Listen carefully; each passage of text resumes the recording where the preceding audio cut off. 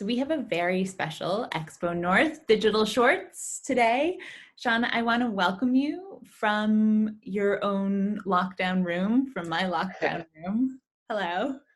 Hi, nice to see you, Jessica. So Sean's a filmmaker, and we're doing something different today because usually I have experts in their fields talk about what they're doing and giving us an insight into their industry. Sean may not be an expert yet, but I find him one of the most inspiring up-and-coming filmmakers in Scotland at the moment. He is an expert in how to get ideas from his head into reality. Sean, I find your story really inspiring. I think other people will too. So can you first just kick off saying a little bit about who you are and what you do? Sure, yeah. I'm 24 years old, director from the Isle of Skye, and I graduated from Screen Academy Scotland in 2018. And since then, I've produced and directed a 90-minute documentary around the North Coast 500, which has been broadcast on STV. That's just awesome. Like, that's just amazing. Congratulations. Thank you. Thanks. And can you talk a little bit about, first of all, how that whole thing got started? Why did you do a documentary on that subject? Where did your funding for that come from? How did you pick the people? Because that, in seeing it, just total transparency, when you first approached me, I'm like, oh, great, this is going to be like a step above a student film. It's not. It's like a proper BBC documentary. It was beautiful, absolutely stunning, and STV are lucky to have it. So please tell me a little bit about how that happened. Thank you. I graduated in spring of 2018, and the minute I was actually during the graduation screening, I realized that I'm about to graduate and I have a degree in filmmaking, meaning that my prospects for a job with a stable job, or the prospects are very slim.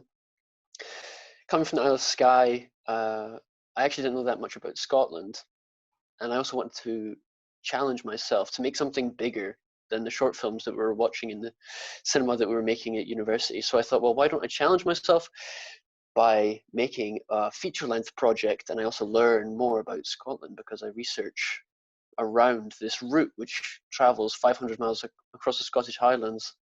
So from the spring of 2018 through to the autumn of 2018, I researched all the history, and I went on multiple trips. I went on 3 trips by myself around this route to research and meet people and find out who would be good to interview.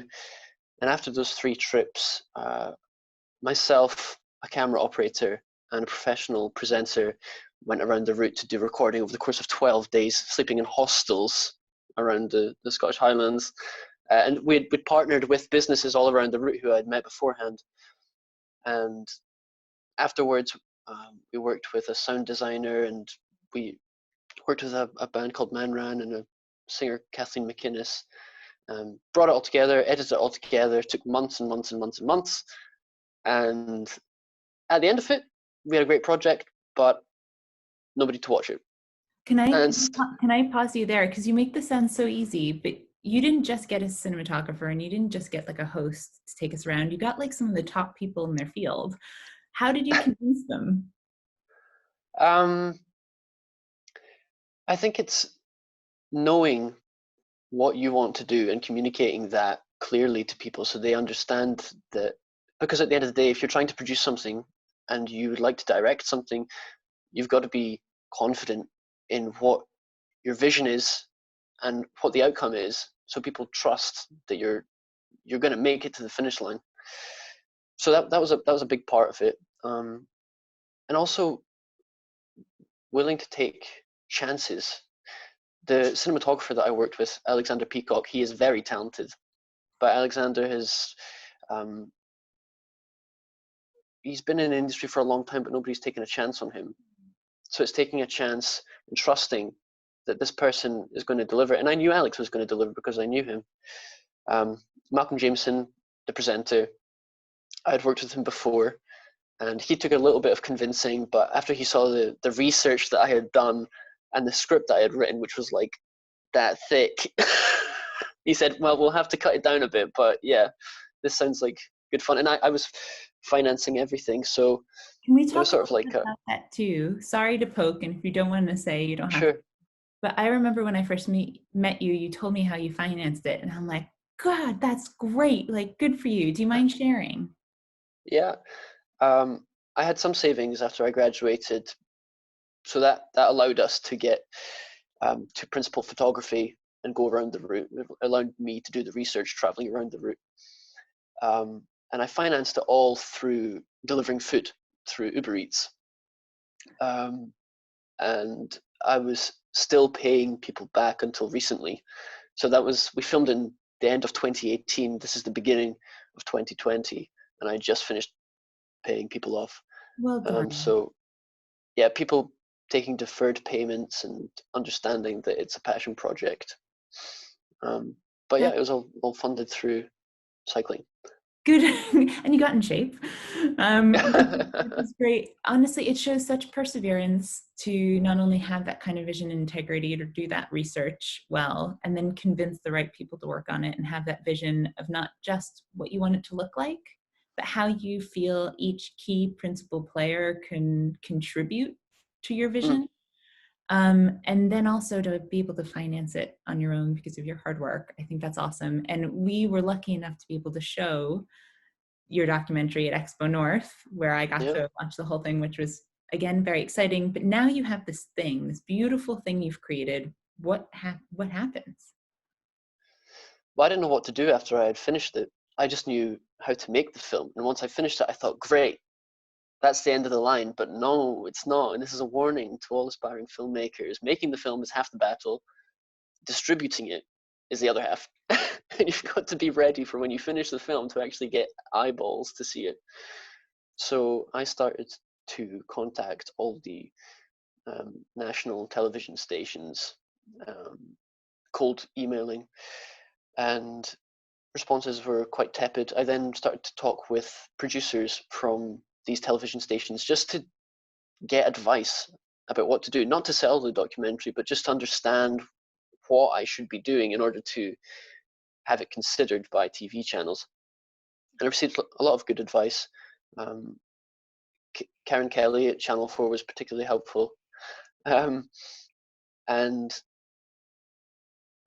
eventually, I was at a networking event for marketing.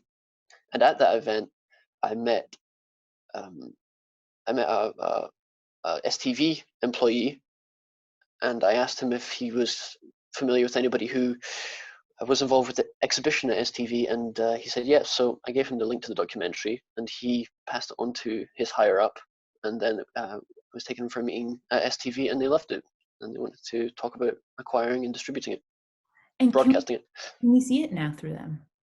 Yeah, but you can see it on the STV player if you search on Google STV NC 500 North Coast 500. It's the first result that comes up, or you can just go to the player and type in Discover Scotland North Coast 500. That is awesome. We'll include the link too, so people can see it easy. And so now, how does it feel? Do you feel like you've climbed a mountain finally and are at the top? Definitely, yeah. The fact that somebody has taken it, a bona fide uh, broadcaster has taken it and shown it, is real, very affirming for me as a filmmaker. Um, Now I'm working on a first-time feature film, and because I've been broadcast, I have more confidence that my next project will grow limbs and grow into something. Um, so I'm, it feels I good. have no doubt it will. And this is a little different for you, right? It's fiction. Yeah, I've uh, I've always wanted to make fiction. The documentary was a means for me to challenge myself to make a bigger project and to learn more about Scotland. Those were the two outcomes for me. I really wanted to challenge myself, and I knew that with my savings, I couldn't really make a feature film, um, but I could make a half decent documentary, and the learning experience alone was worth the money. So I have more experience from having made the documentary in terms of just having stamina to keep going. Um, And it also took me working with a year and a actors, half. you had a host. Sorry. Working with actors, you had a host. He gave great De- delivery. Definitely, yeah, yeah. Working with actors, working with the cinematographer to tell a story through the images, and working with the Malcolm Jameson, the presenter, to deliver the lines properly. Sometimes we were rewriting the script minutes before filming it.